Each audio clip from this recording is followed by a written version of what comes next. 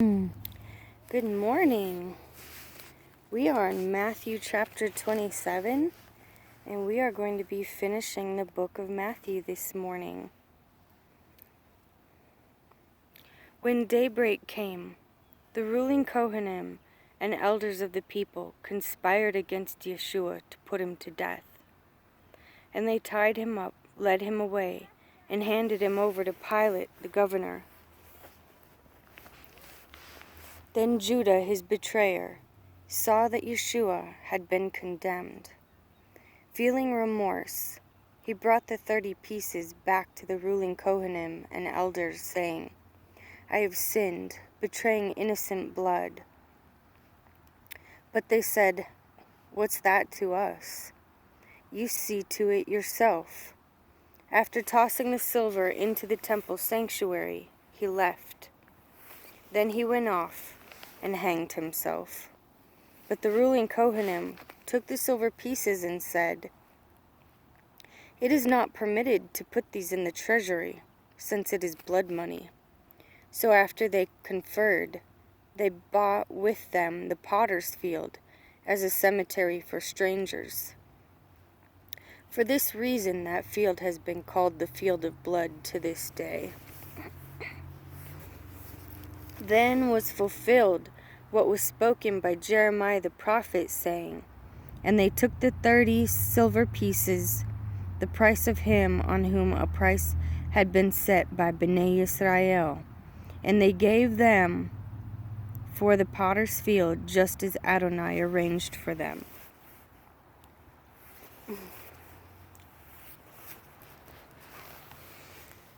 Now Yeshua took before the governor. The governor questioned him, saying, "Are you the king of the Jews?" "You say so," Yeshua said. And while he was accused by the ruling Kohanim and elders, he did not answer. Then Pilate said to him, "Don't you hear how many things they testify against you?" Yeshua did not answer, not even one word. So the governor was greatly amazed. Now during the feast, the governor was accustomed to release to the crowd one prisoner, anyone they wanted. At that time, they had a notorious prisoner called Yeshua Barabbas. And when they were gathered together, Pilate said to them, "Which one do you want me to release for you? Yeshua who is Barabbas, or Yeshua who is called Messiah?" For he knew that they had handed him over out of envy.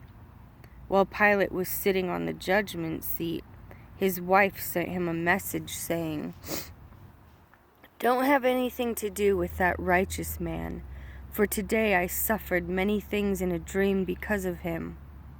Now the ruling Kohanim and elders persuaded the crowds that they should ask for Barabbas and destroy Yeshua. But the governor responded, "Which of the two do you want me to release to you?"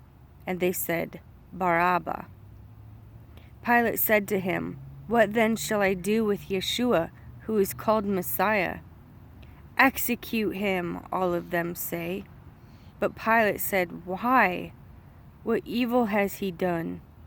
And they kept shouting all the more, saying, "Let him be executed."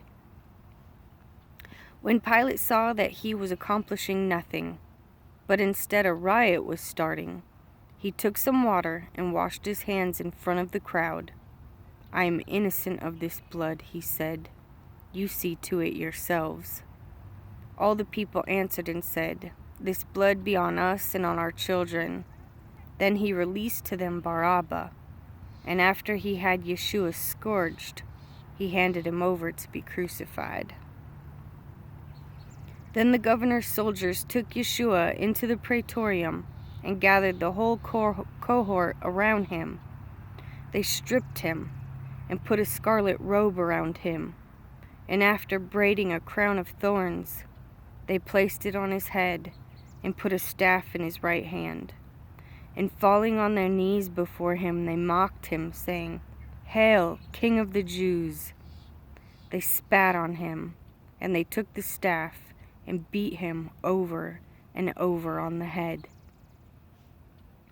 When they finished mocking him, they stripped the robe off him and put his own clothes back on him, and they led him away to be crucified. And as they came out, they found a man from Cyrene, Simon by name. They forced him into service to carry Yeshua's crossbeam. And when they came to a place called Golgotha, that is to say, place of a skull, they offered him wine mixed with gall to drink, but after tasting he was unwilling to drink it. And when they had crucified him, they divided his clothing among themselves by casting lots. And they sat down and kept guard over him there. Over his head they put the charge against him, which read, "This is Yeshua, the King of the Jews." Then 2 outlaws were executed with him, one on the right and one on the left. Those passing by were jeering at him, shaking their heads and saying, "You who are going to destroy the temple and rebuild it in 3 days, save yourself. If you are Ben Elohim, come down from the stake." Likewise, the ruling Kohanim, along with the Torah scholars and elders, were also mocking him. "He saved others," they were saying, "but he can't save himself. He's the King of Israel. Let him come down now from the stake and we'll believe in him. He trusts in God. Let God rescue him now, if he wants him, for he said, 'I am Ben Elohim.'" Even the outlaws who were executed with him were ridiculing him in the same way. Now from the 6th hour, darkness fell upon all the land until the 9th hour. In the 9th hour, Yeshua cried out with a loud voice, saying, "Eli, Eli, lema sabachthani," which is, my God, why have you abandoned me?" And some of those standing there heard it. They began saying, "This man is calling for Elijah." Right away one of them ran and took a sponge and filled it with sour wine and put it on a stick and was offering it to Yeshua to drink. But the rest were saying, "Leave him alone. Let's see if Elijah comes to save him." And Yeshua cried out with a loud voice and gave up his spirit. And behold, the curtain of the temple was split in 2, from top to bottom, and the earth quaked, and rocks were split apart, and the tombs were opened. And many bodies of the Kedoshim who were sleeping were raised to life. And coming forth out of the tombs after his resurrection, they went into the holy city and appeared to many.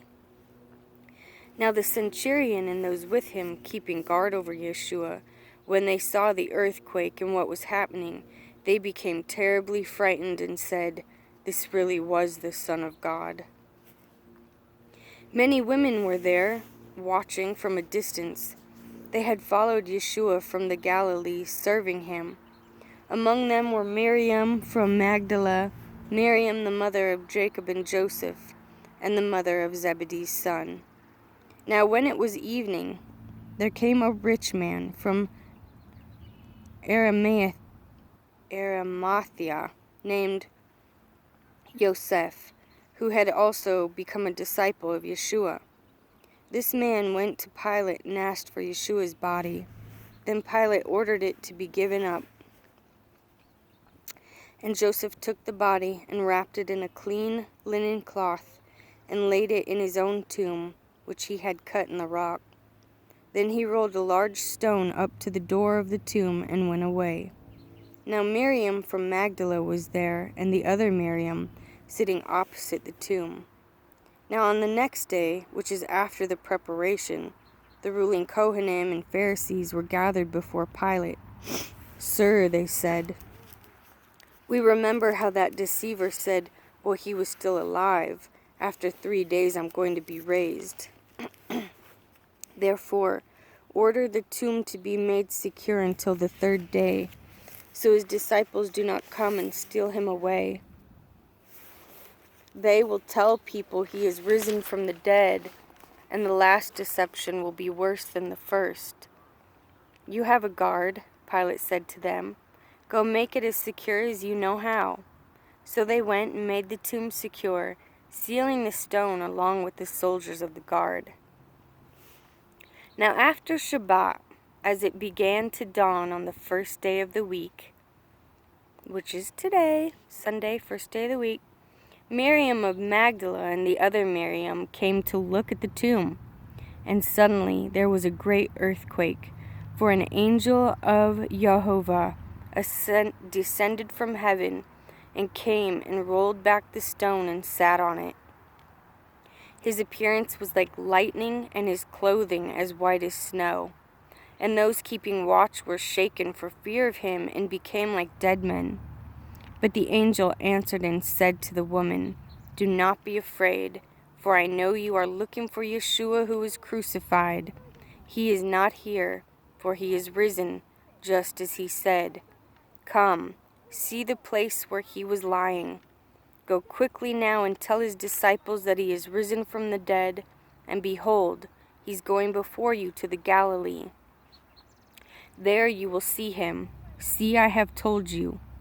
They quickly left the tomb with fear, yet with great joy, and ran to bring news to his disciples.